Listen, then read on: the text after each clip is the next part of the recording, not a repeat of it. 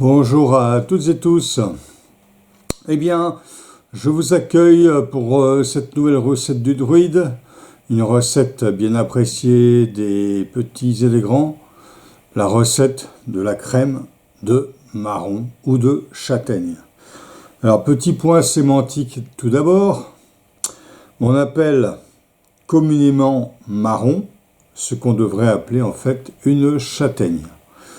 Effectivement, si vous voulez faire la crème de marron avec des marrons d'Inde, vous risquez de vous empoisonner et d'aller directement à l'hôpital. Donc, ne vous amusez pas à faire des crèmes de marrons d'Inde, comme chaque année certaines personnes en font. C'est sûr que c'est très facile à trouver et on peut en préparer une bonne quantité, mais si c'est pour aller à l'hôpital directement, c'est pas la peine. Donc, je rappelle, la crème de marron, en fait, c'est de la crème de châtaigne ou de la confiture de châtaigne. Comme vous voyez ici, la châtaigne, elle a un petit bout qui est pointu au sommet, comme on voit bien ici, vous voyez, hein, elle a un petit bout qui est pointu au sommet, ce qu'on ne retrouve pas dans le marron d'Inde. On ne retrouve pas ce genre de forme. Donc ça doit vous aider à bien distinguer la châtaigne et le marron d'Inde. Alors maintenant, comment on fait cette crème de marron ou de châtaigne? Il y a deux écorces dans la châtaigne. Une écorce marron, comme on voit ici, et une écorce plus brun clair, comme on voit ici. Et ensuite, en dessous, on a la chair de la graine qui est jaune clair, jaune pâle. Alors, il y a plusieurs étapes. La première étape consiste à enlever l'écorce marron foncé pour pouvoir cuire la graine de châtaigne, cette graine riche en féculents, dans la deuxième peau de la châtaigne, la deuxième écorce de la châtaigne. Cette deuxième écorce, on va voir tout à l'heure, elle s'enlève plus facilement une fois que la châtaigne a été cuite. Eh bien, je vous dis à tout de suite pour la prochaine étape. Alors voici ma crème de marron qui continue à avancer. Vous voyez ici, j'ai épluché toutes les écorces de marron, de châtaigne plus exactement, en évitant d'avoir les châtaignes qui soient véreuses ou alors qui ont subi une pourriture quelconque, qui ont été altérées, qui ont noirci à l'intérieur. Donc évidemment, je vérifie l'état de la châtaigne et parfois... Enfin, souvent c'est correct, hein, souvent elle est dans un très bon état comme on voit ici, vous voyez, hein, voilà, bien jaune, bien ferme, bien charnu. Et puis parfois, ben, l'intérieur peut être noirâtre ou grisâtre, et là il faut jeter ou trier ou éplucher encore plus en détail. Alors donc maintenant, ben, ces marrons, ces châtaignes dont j'ai retiré la première écorce, je vais couvrir d'eau, juste couvrir, et porter à ébullition environ 10 à 15 minutes, de manière à pouvoir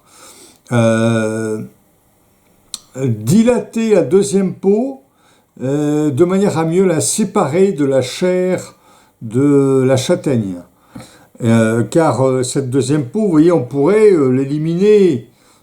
Ici, je l'ai presque totalement éliminé, mais pas complètement non plus, vous voyez. Il reste encore quelques petits bouts d'écorce. Et cette écorce, elle est pas souhaitable dans la crème de marron. Donc, on va porter à ébullition ces châtaignes que nous avons épluchées, dont nous avons débarrassé la première écorce. Et en portant à ébullition ces châtaignes, nous allons pouvoir ensuite trier et éliminer la deuxième écorce. À tout de suite. Donc là, nous arrivons à la deuxième étape de cette crème de marron. Les châtaignes, nous les avons cuites à l'eau pendant à peu près, allez, on va dire 20 minutes. On les a fait bouillir. De manière, alors là c'est très chaud, donc évidemment, ils mettent les doigts dedans, aïe aïe aïe. Mais donc l'idéal c'est d'attendre que ça se refroidisse. Maintenant, si vous regardez bien, les petites peaux, donc la deuxième écorce, est plus facile à retirer. Hein, vous voyez, elle se défait beaucoup plus facilement, comme on voit ici. Vous voyez, hein, voilà. Là, cette peau se défait vraiment facilement. Ça, c'est sous l'effet de la cuisson. Alors évidemment, là, c'est très chaud, donc je vais attendre que ça refroidisse, parce que sinon, je vais vraiment me cramer les doigts, et ça va pas être très agréable. S'il faut souffrir, ok, d'accord, on peut souffrir un peu, mais ne soyons pas masochistes non plus. Pour une crème de marron, c'est quand même pas vraiment utile, hein, de faire du masochisme. Voilà, donc là j'ai retiré quelques petites peaux, comme vous voyez, hein, de certaines châtaignes où c'était facile à retirer, là. Mais comme c'est très très chaud, je vais attendre que ça refroidisse un petit peu, que ça tiédisse. Et là, je vais pouvoir faire mon épluchage final avant la préparation finale de ma crème de marron. Vous pouvez vous demander pourquoi j'ai mis des mandarines ici, là, vous voyez, là, hein, voilà pourquoi j'ai mis des mandarines. Eh bien, parce que je vais utiliser les écorces de mandarines que je vais ajouter à ma crème de marron. Je vais faire cuire ces écorces avec la crème de marron. Rien de tel de faire une crème de marron avec des écorces d'agrumes cuites dedans, du sucre, pourquoi pas de la vanille, une petite pointe de rhum ou de cognac ou d'armagnac. Voilà, c'est extrêmement sympathique. Les agrumes, je trouve, se marient très très bien avec la crème de marron. Et donc, on peut très bien utiliser des écorces d'agrumes, écorces de citron, écorces de pamplemousse, écorces d'orange, écorces de mandarine ou de clémentine, pourquoi pas de cédra, des zestes de ces agrumes que l'on va répandre. Donc à raison, là pour une casserole comme ça, on mettra une toute petite poignée de zeste, hein, à peine. Il ne s'agit pas de faire une crème de mandarine au marron non plus, hein, mais ça va agrémenter très agréablement, aromatiser très agréablement notre crème de marron. Et quelque part, les agrumes et la crème de marron, ça se marie vraiment très très bien ensemble. Et bien maintenant, mes marrons, mes châtaignes plus exactement, sont plus ou moins refroidis, donc je vais pouvoir maintenant défaire toutes les petites peaux.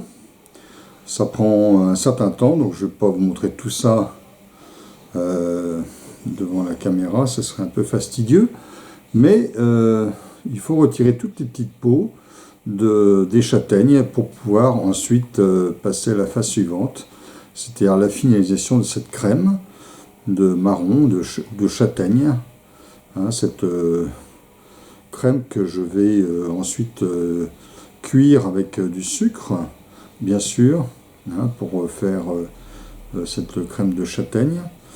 Voilà, donc là, je vais donc pouvoir retirer toutes les petites peaux assez facilement, comme vous voyez. Bon, ça peut être plus facile encore, hein, surtout si les châtaignes sont très fraîches. Alors là, c'est encore plus facile. Donc, je vais faire cette opération et je vous retrouve une fois que l'opération est finie pour pouvoir expliquer la suite de l'opération, hein, la suite de la confection de cette crème de marron. Donc là, je vais finaliser maintenant ma crème de marron. Vous voyez, j'ai épluché à peu près toutes les petites peaux qui étaient autour des châtaignes.